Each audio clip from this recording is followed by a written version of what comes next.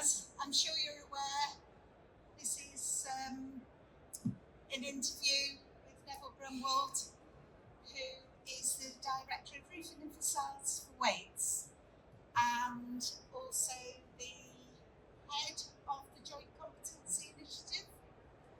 So a very important part of the industry's response post-Grenfell has been to instigate the demonstration of competence for tradespeople involved in roofing and facades projects. So that's what we'll be talking about this morning. So to get us started, Neville, I wondered if you could tell everyone what the Joint Competency Initiative is and what it's trying to achieve. Yeah, sure. The JCI, the Joint Competence Initiative for the building envelope sector, about 4 or 5 years ago, I realised that we'd got problems with some of our installation, and I started examining what was going wrong. And we had a bit of a thrash about, and we realised that we were lacking competence, not of the installer potentially, but the whole team. Everything from the people that help them specify the product when we're in tender, through design, procurement, manufacture, and then on to install. And there are plenty of competent companies out there. We're now a business of slightly over 6,000 people, Wates, and trying to get everybody up to the same level, the high watermark that you'd hope they were going to be, is difficult. So I started looking at it, and I ended up getting involved with the Facades working groups. And it became obvious that we'd got a similar viewpoint to them. And I sat through God knows how many meetings, lots of talking shops with the building regulator, with various organisations and trade bodies, but nobody had a way forward. We were saying, well, we need a competence framework. Well, the framework's okay, but what specifically do I have to do as an estimator for a roofer? What makes me competent? As a designer for a curtain wall company, what makes me competent? Show me what it should look like. So we set up the JCI to actually write those standards because nobody else was prepared to. And we brought together the likes of the NFRC, GGF, the MCRMA, all these trade bodies, and a lot of other stakeholders, from subcontract specialists through distributors and manufacturers. Said, okay, what do we think these standards look like? And let's get them down on a piece of paper, let's hone them, and let's make them appropriate and easy to understand, and give people a direction to aim for, and let them understand what training they might need to get to those levels, particularly as they start to grow. Because the one thing that worries me is we have a paucity, a lack of young people coming to the industry.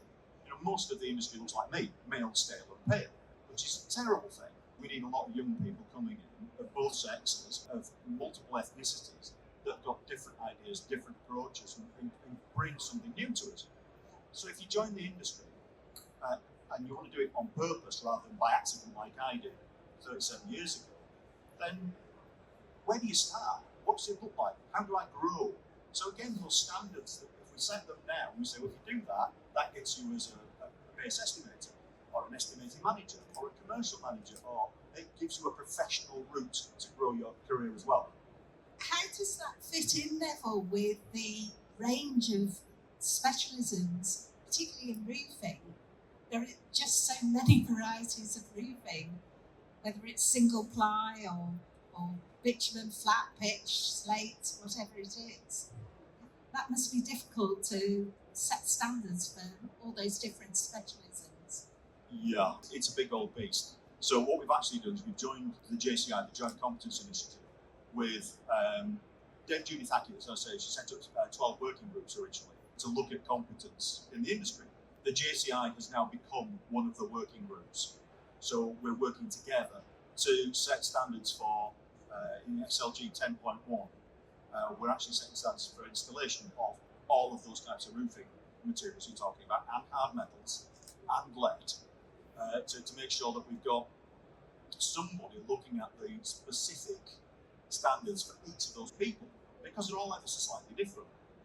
And if we've got something like 120 people working on this right now, across installation, estimating, design, sales and specification writing, it's taking hundreds and hundreds of people. And it's not just in industry, we're also getting assistance from CITB, CSCS, from the regulator.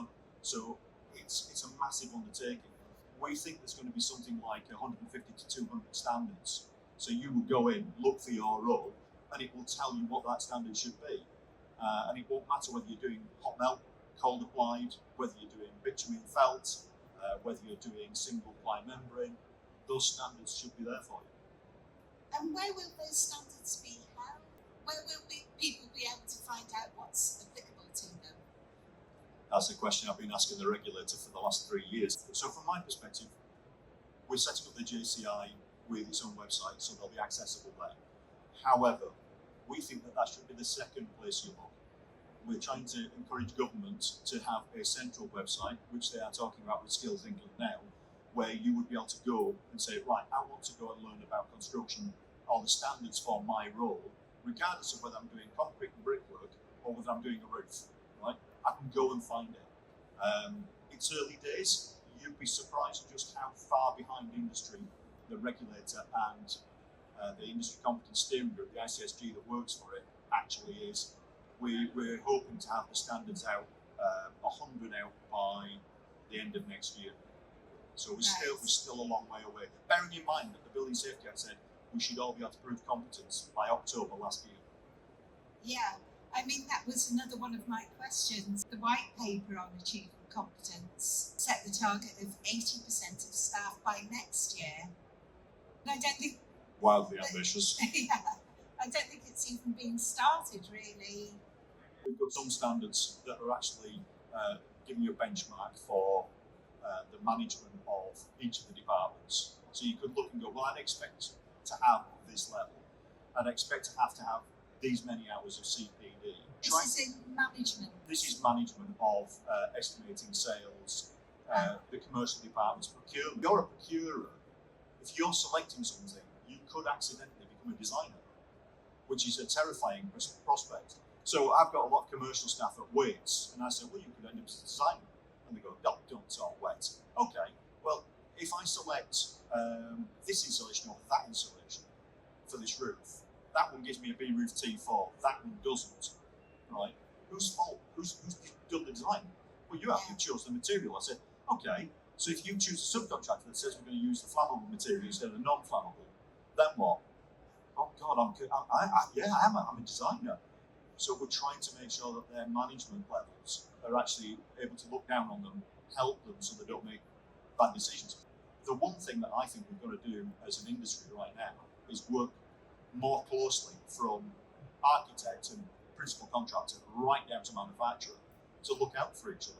Because we're in a situation at the minute where none of us can prove competence readily, or very few. Architects can because they're REBA approved, and for the ARB, the Architecture Registration Board, they've got to prove their competence so often, and they've got to do CPD and so on. Yeah. But unless you're in a chartered position or a protected occupation, those standards aren't there, they never have been. So we're having to work harder to enhance our skills, because our skills are not infinite. I always say your brain's like a piggy bank. You've got, you can hold £100 worth of information in your head. You can either have £100 on one product or £1 on each. But at some point, the piggy bank's full, you can't take any more on. So we need other people in the room that are working actively with us to make sure that none of us ever get the wrong side of building regs. So we're not building incorrectly. Because it's important, isn't it, to recognise where your competence ends? Absolutely. That's as important as actually having a competence. Yeah. Yeah. I mean, for example, I'm often asked about passive fire protection. So I'll look at a building and we're looking at cavity barriers and fire stones and fire breaks across rooms. And I'll look at the details and I'll go, yeah, I'm satisfied, that's fine. And my teams will say, oh, right, can you sign off on that? And I go, no. Well, you seem to know what you're doing there. You understand the certificates, you talk to the manufacturers, you're on board with the fire engineers. Yes, but I'm not a certified fire engineer. There may be something that I'm not spotting. We're going to get a fire engineer to review what I've put together with you as a project team, because my competence stops there. That is difficult for us to admit. Now, bearing in mind, I'm supposed to be at the pinnacle in Wates when it comes to facades and roofs, and I turn around and go, I don't know. Everybody goes, what do you mean you don't know? Well, actually, that's the bravest thing you could, the most sensible thing you could do. and trying to encourage my team that work with me to do the same, to go, hang on, I don't know, we need to get somebody outside this room to tell us. And it could be a manufacturer, it could be a special subcontractor, it could be the regulator, it could be a fire engineer, an acoustician. Understand that you don't know everything, and be brave enough to say that, particularly to your boss, because your boss isn't going to always want to hear that. No, particularly in the construction industry, we haven't got a good rep, have we, for admitting our weaknesses, perhaps. Related to that then, Neville, is at what stage of a project would you be expecting competence to become an important issue? At what stage will people have to demonstrate the competence of their construction team? Well, legally, the principal contractor and the principal designer have to prove their competence before they can be engaged in the scheme. Would that come in frameworks? No, that would come in at bid stage. As soon as the bid turns up, even an invitation to tender, we're often asked, prove your competence, right? Before we even get into a stage one tender. And is that part of, CHAS or any of the pre-quals? Have they taken on board the need to demonstrate competence yet? Yeah, there are two levels of competence. There's an organisational competence, which Build UK have just updated the Common Assessment Standard. Yeah. We're actually running a beta of that right now, which will allow you to complete your CHAS or your Construction Line Gold or one of the SSIPs. That will allow you to prove your organisational competence, and that's relatively easy, right? Most companies, I think most people that are representing companies here, their businesses will be able to prove their competence quite easily, organisational. Individual competence, that's where we start getting the difficulty. So would organisational competence encompass the individual competence of their teams? No. So right. what we're doing is when we go out to tender, we start looking at the subcontractor. We look at them organisationally. Are you organisationally competent? Yes. Have you got people that have done this kind of work before? Yes. Right. You've worked with these products and had good outcomes? Yes. Cool. We start looking at that in tender.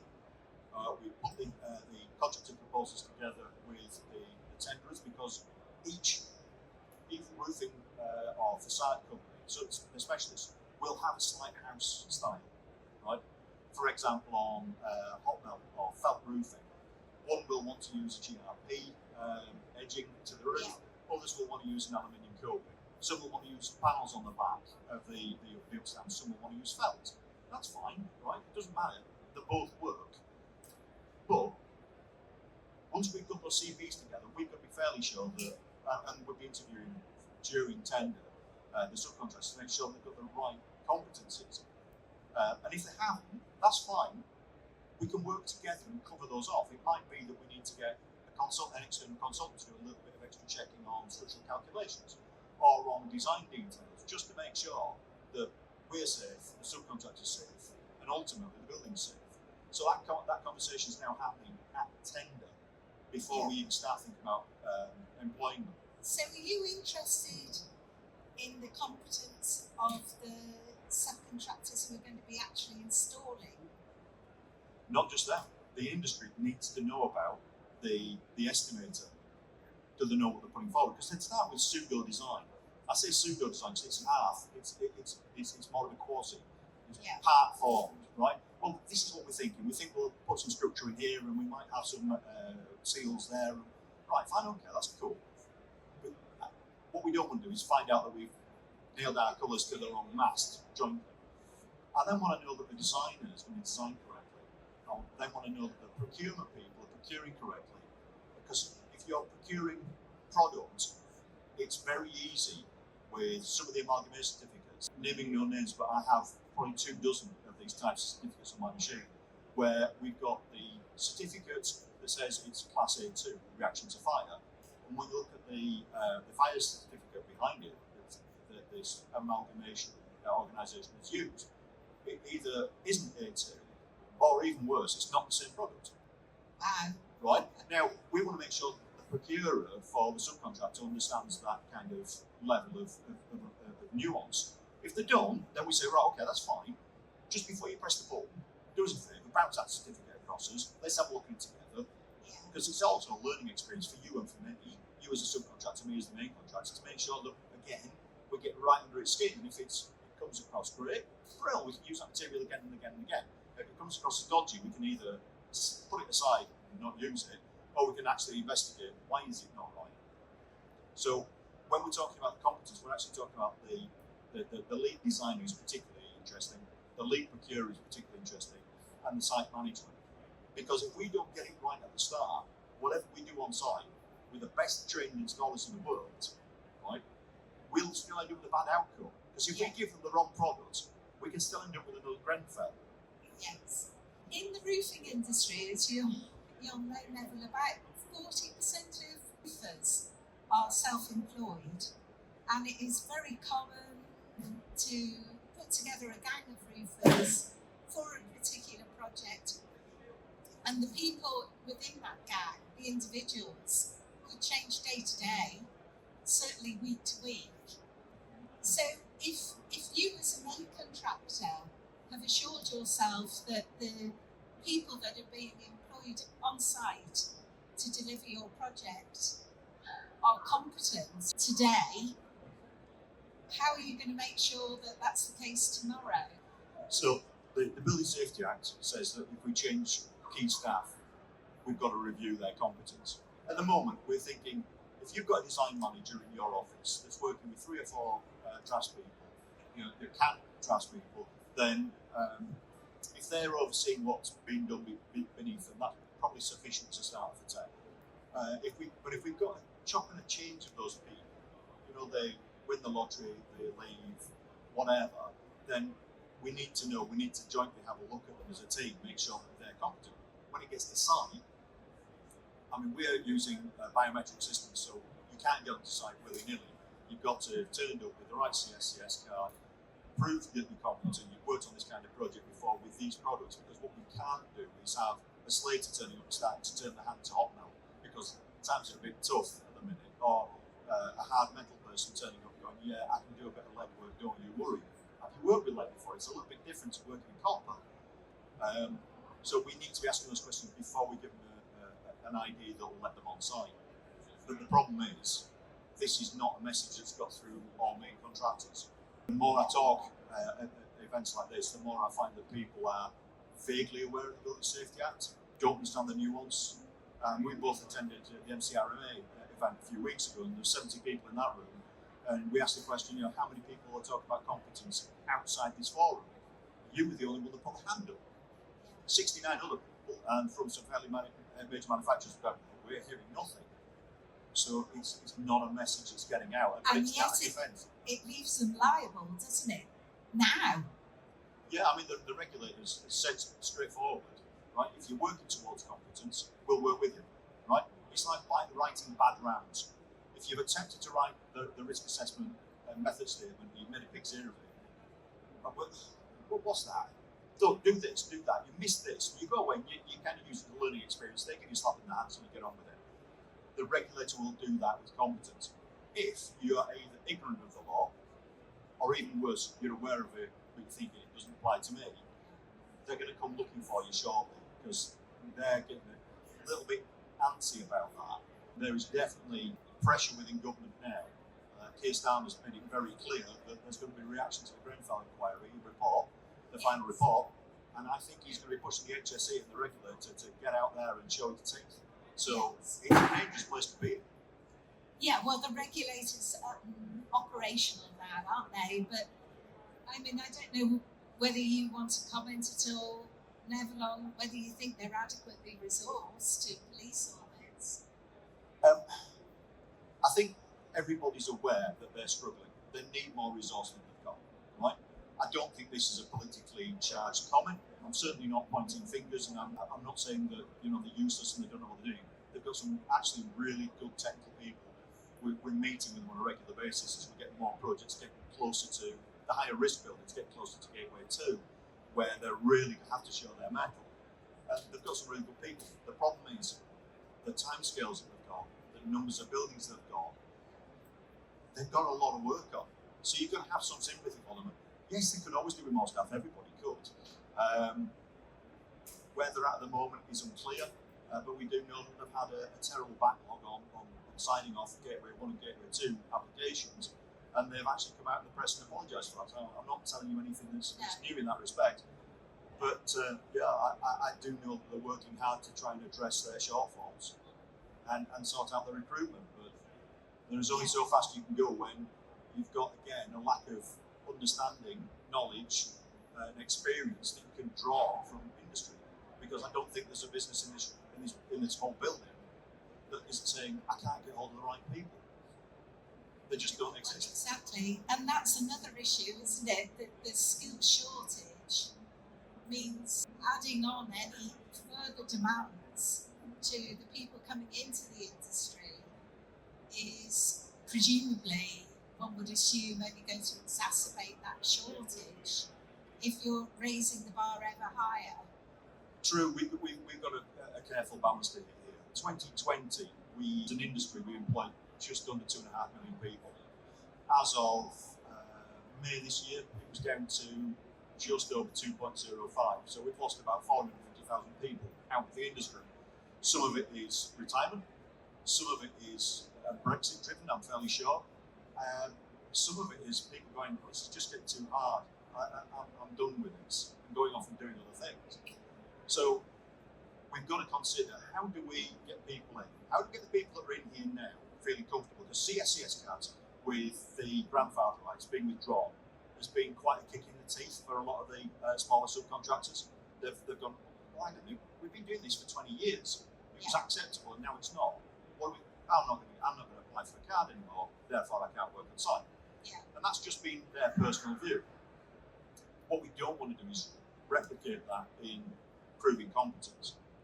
And as you're aware, the JCI, we've been working on a baseline competence assessment, because the Building Safety Act will allow you to apply previous learning to prove your competence. Oh, fantastic. How do you prove your previous learning? Particularly if, like me, it's only in the last couple of years that certificates have been a big thing. Most of the certificates, the training certs, the CPDs, God knows what else, have gone in the round filing cabinet next to my desk and then gone away. So what do I do about proving that? Well, if we do a test, an assessment, you can actually say, well, look, my management staff can prove that they're at the right level and that they can bring on the next stage of staff without fear of teaching them the wrong things. I'm lucky, I've worked with some really good companies and I've worked with some really good people, some of whom are in the audience today, right? And they've taught me things about the right way to work, but that's not a great way for it to be. It shouldn't be luck that I'm sat here.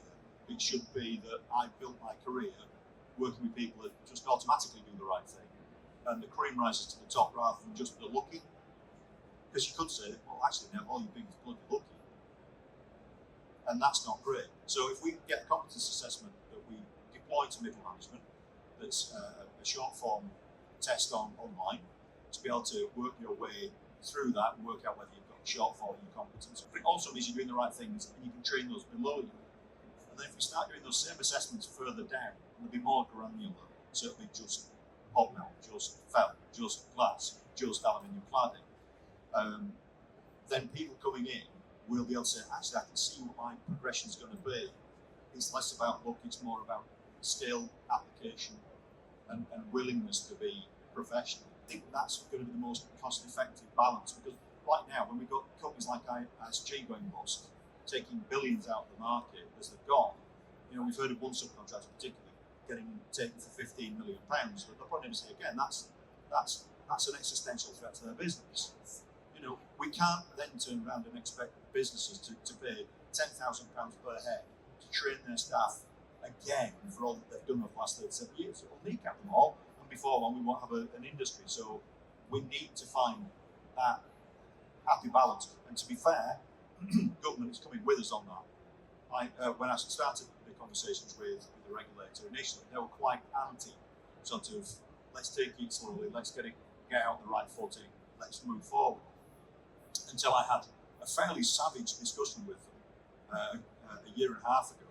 And I said, well, you've got two choices. You either understand that this is going to be a journey of 5 to 10 years, or you can go tell the PM that it's going to lose 10% of GDP on the 1st of October when we're supposed to be able to prove competence because it'd be illegal for us to all trade.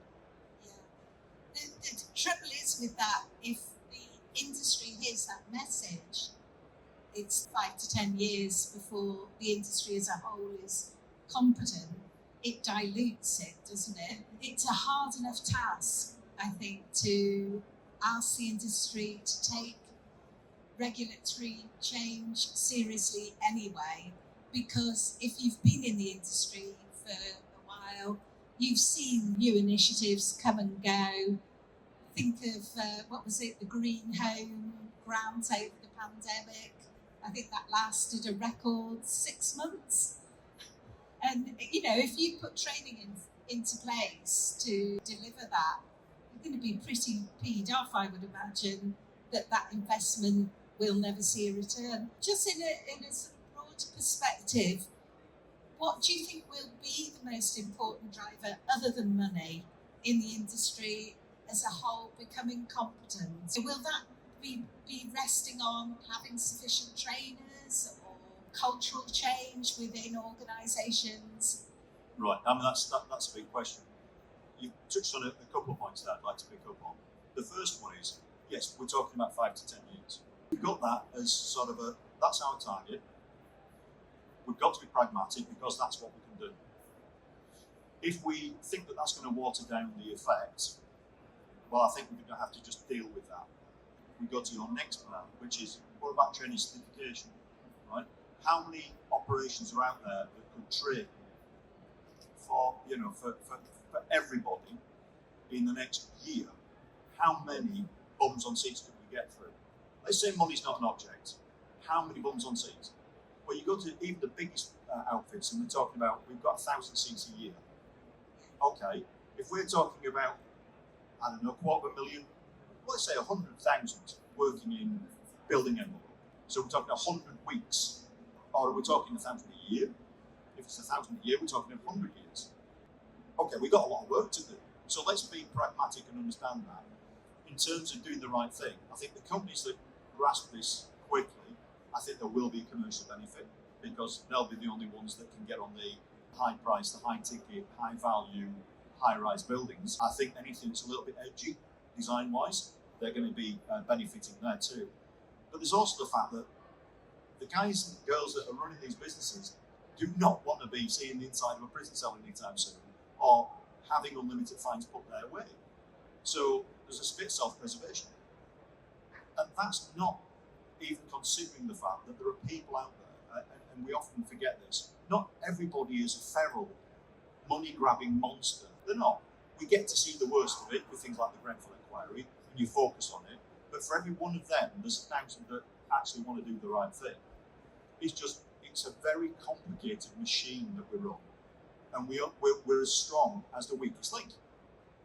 If we haven't been training people, if we haven't getting the right people in, and we've been mending and making do because A, nobody's been making enough money to pay for the training, right?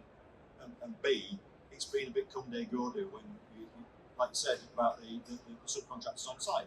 It could be Fred today, Pete tomorrow, John the day after. Trying to manage that when you are leading a sizable, especially subcontractor, it's a terrifying prospect that your desire to do the right thing might not get to the bottom of the training, right? You've got to make sure, you've got to keep preaching. And I'm fairly sure that these people are out there, because the volunteers that we've got in the JCI come from a wide variety of companies, and most of them spend most of the time picking on this, and why are we not going faster? Which is a great thing. Once the industry has become competent, once individuals have become competent, is that it? Do they have to do anything else afterwards, or will it stop there? It's going to be a continual thing.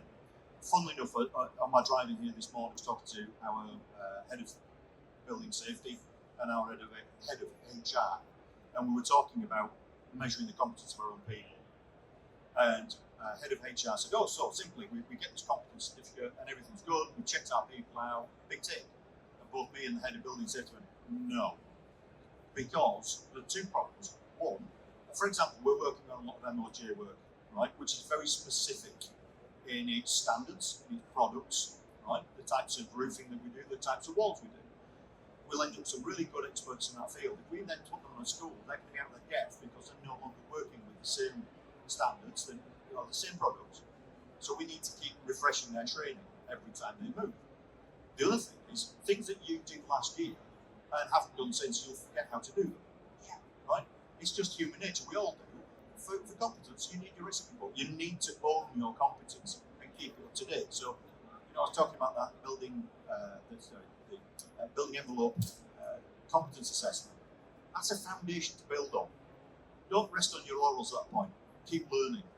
I mean, for example, we had a new document B supplement come out a few weeks ago, which passed a lot of industry by. So it came out so quietly on a Monday morning, and we get people going, "What do you mean Class O and Class 1's gone away?" Well, the document came out a few weeks ago now. They go, "What?" Yes. But the problem is there are big manufacturers that haven't, and if they don't spot it, and these, anybody here that's working from a manufacturing perspective might not have spotted that coming through. Yes. Like, subcontractors are one removed from that. They're dealing with hundreds of products. It could be they're dealing with Bowder, they're dealing with ICO, they're dealing with Moy, they're dealing with Shuko, they're dealing with Technal, they're dealing with seniors. Right, okay, I'm trying to keep on top of what they're doing with their products, make sure they're tested and they're up to the right standards. Fantastic. And then some new standards falling, quietly in the distance. Trying to stay on top of that, the only way you're doing it is with CPD. And by CPD for JCI, we use the CIOB definition, the Chartered Institute of Builders, which is, it includes research. It includes teaching other people about a document or a specification or a product, doing it competently, obviously. So it's not just about sitting through an event like this, getting your little CPD at the end of it, going, fantastic, I've done my hour. Actually, what's going to be useful to you? There's no point just turning up to do a CPD for the sake of CPD, just so my competence is up to date. Do something that counts. Yeah. One thing I was mentioning to you earlier, Neville, was that I'd seen this LinkedIn post a couple of weeks ago.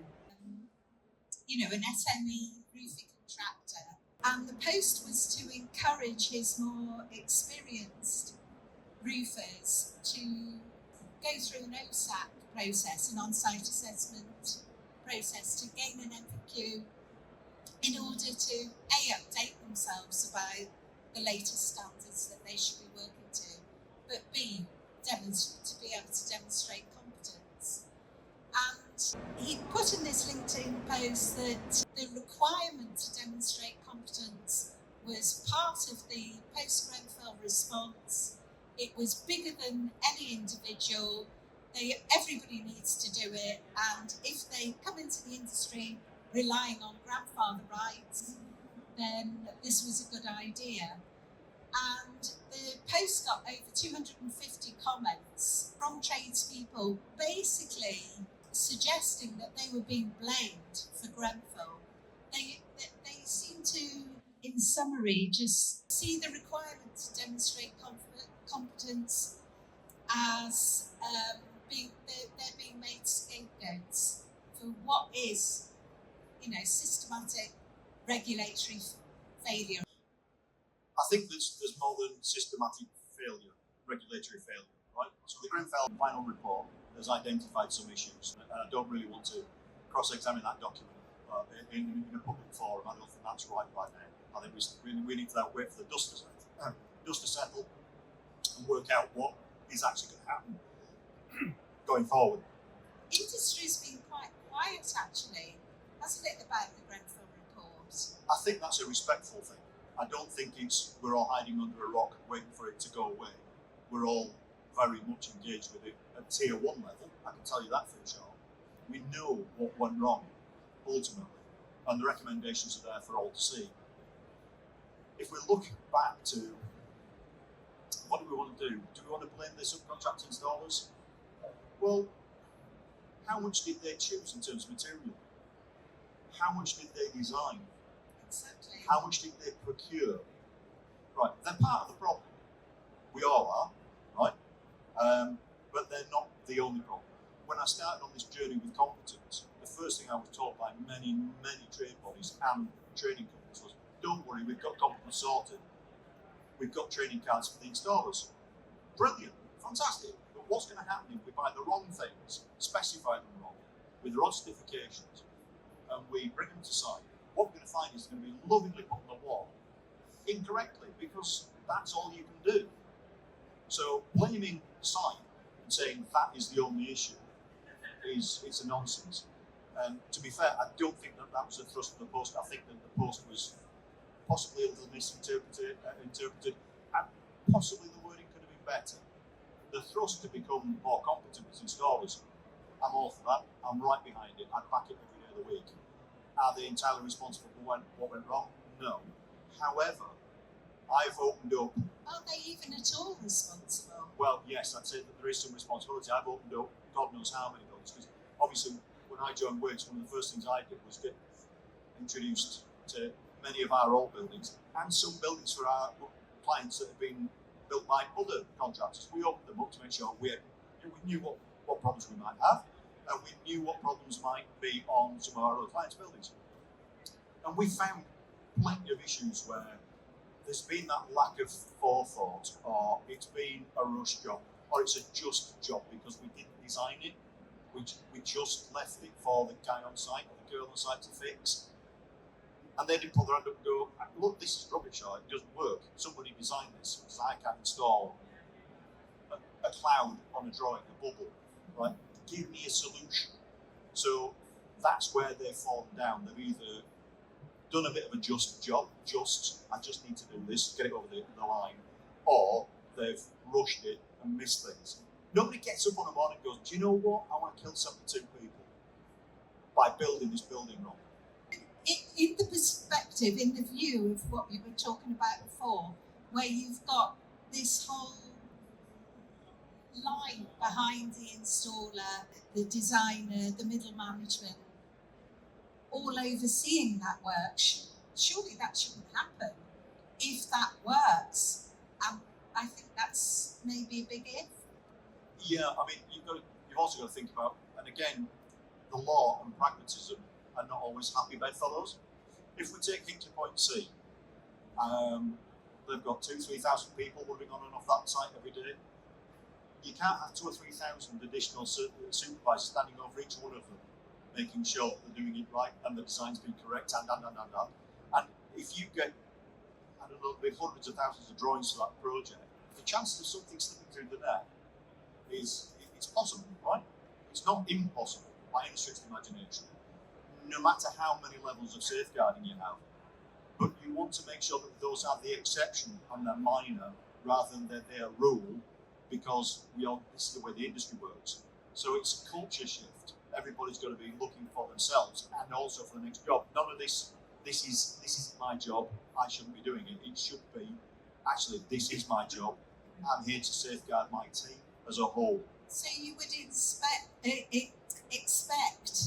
a roofer to get onto site and say, oh, this detail doesn't look quite right to me. Would you think that? Yeah, I think that's... Even though they're being paid by the result, and there's race to the bottom procurement, everybody's under financial pressure. Do you really think they will, and time? No, I don't think they will. Right. Not unless we have a culture shift. Okay. Right, if we're paying somebody piecemeal to do something, they're going to do that job, right?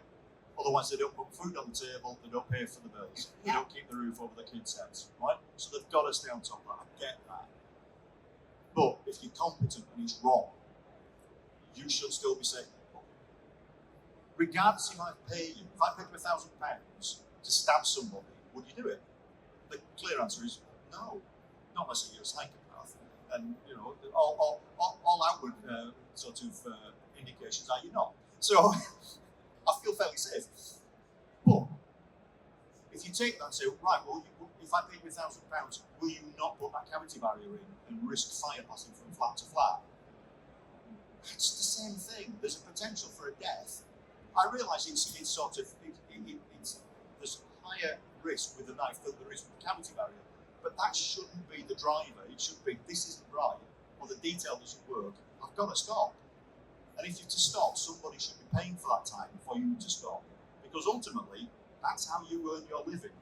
Do you think it will then take the prosecution of a contractor for contractors to wake up and see themselves as liable, as indeed they are? I'd like to say no. I really would. It'll make boards sit up and lean more heavily on their management, and their management more heavily on their operatives, whether they're designers or estimators, buyers or installers. And there will be individuals that end up with massive fines. I'm absolutely sure of it.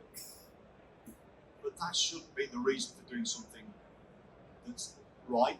At the end of the day, I always say, when you finish constructing this building, if you stand in the car park and look at it, regardless of what it is, right, would you put your family in there, your kids in there, your loved ones, your best friends? Would you let them work in there or live in there?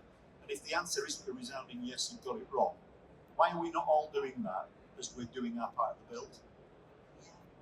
So, underlying everything is that individual assumption of responsibility. Absolutely, it's now a legal thing. A legal duty. Yeah. That seems a good note to stop on. Thank you very much, Neville. That was a very interesting talk. Thanks very much. And thanks for the audience being here.